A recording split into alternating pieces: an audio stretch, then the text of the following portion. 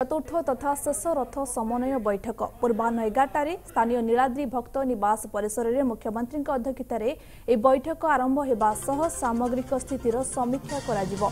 बैठक में मुख्यमंत्री समेत आईन मंत्री, राजस्व मंत्री, नगर उन्नयन मंत्री, पंचायतीराज मंत्री, जिलार समस्त विधायक, सांसद, वरिष्ठ पुलिस अधिकारी, आरडीसी, श्रीमंदिर मुख्य प्रशासक, जिलापाल जोगदेवे। ए अवसर में समस्त विभागीय अधिकारी माने निज निजर विभागर कार्यर अग्रगति उपरे सविशेष तथ्य उपस्थापन करेंगे।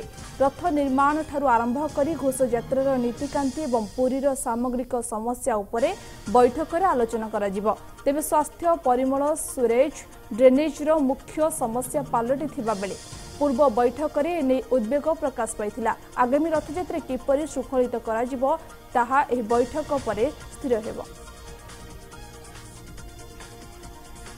ए संपर्क में अधिक सूचना देवाई फोन लाइन रे अच्छी पुरी आम रिपोर्टर विरंची नारायण दास। विरंची, आज चतुर्थ तथा शेष रथ समन्वय बैठक एवं जेहेतु रथ यात्रा को 6 दिन बाकी रहिले बात्या फनी पर पुरी जो स्थिति रही एबे किसी स्थान अवस्था सुधार आसनी, तेणु ए बैठक निश्चित भाव में गुरुत्वपूर्ण रहिबो। तेबे बैठक में कौन सब आलोचना होई पारे? देखो स्वप्न जहाँ आप सूचना दौले जे रथ यात्रा को मात्र 6 दिन थिबा बेले आज मुख्यमंत्री अध्यक्षतार रथ तथा रथ समन्वय बैठक तथा चतुर्थ रथ समन्वय बैठक बसिया जाऊँगी। निश्चित पक्षे एक गुरुत्व वहन करुच्ची, जेहेतु ओडियावासी प्राण केन्द्र प्राणबिंदु जगन्नाथ घोष यात्रा अल्प दिन पर अनुष्ठित हेब, लक्षाधिक लोक पुरी को आगमन करेंगे। से दृष्टि वर्तमान बारंबार रथ समन्वय बैठक बसी थाए और मुख्यमंत्री यार समीक्षा आज 11टा समय बैठक आरंभ हो। किंतु चलित वर्ष यदि कहवा चलित वर्ष रथ यात्रा बेस गुरुत्व वहन कर, कारण दीर्घ 1.5 मास पूर्व जो बात्या फनी जो भाव पुरी रे निजर प्रलयनकारी रूप देखाई पुरी सहर समेत पाखापाख अंचल को ध्वस्त विध्वस्त कर पकईला। तार रिस्टोरेशन कार्य वर्तमान पर्यंत जारी रही। तेज से दृष्टि देखा गले चलित वर्ष रथ यात्रा को किभली भाव सुरुखुर से नहीं प्रशासन तत्परता बेस पूर्व अपेक्षा अधिक देखा। तेज चलित वर्ष रथ यात्रा किभली सुरुखुर विभिन्न विभाग अधिकारी माने समस्त भक्त मानू किभली भाव समस्त सुविधा सुजोग जगाई देवे से नहीं पूर्व बैठक मानकर बारंबार समीक्षा करा एवं आज मुख्यमंत्री आगे समस्त लाइन डिपार्टमेंट अधिकारी माने निज निजर तथ्य उपस्थापन करेंगे जे केते दूर से माने समर्थ होइछंती समस्त प्रकार सुविधा सुजोग भक्त मानू जोगाई। विशेषकर जदि कहवा पानीय जल जोगान कहतु, विद्युत कहतु, स्वास्थ्य कहतु, परिमल कहतु, गमनागमन कथा कहतु बा रहणी व्यवस्था कथा कहतु, ये मुख्य प्रसंग रही। जेहेतु बात्या फनी रे विद्युत सर्वाधिक क्षयक्षति होता, तेणुक वर्तमान पर्यंत यदि कहवा पूरी सहर रे विद्युत स्वाभाविक होते पाखापाख ग्राम मानकर पर्यंत विद्युत पहुंची पार नहीं। जेहेतु विद्युत पहुंची पार नहीं, तेणु पानीय जल जोगाइबार अधिकारी माने असंभव विभाग असमर्थ होइछि एवं ताकू नहीं वर्तमान स्वास्थ्य विभाग हड़गणा पड़ी।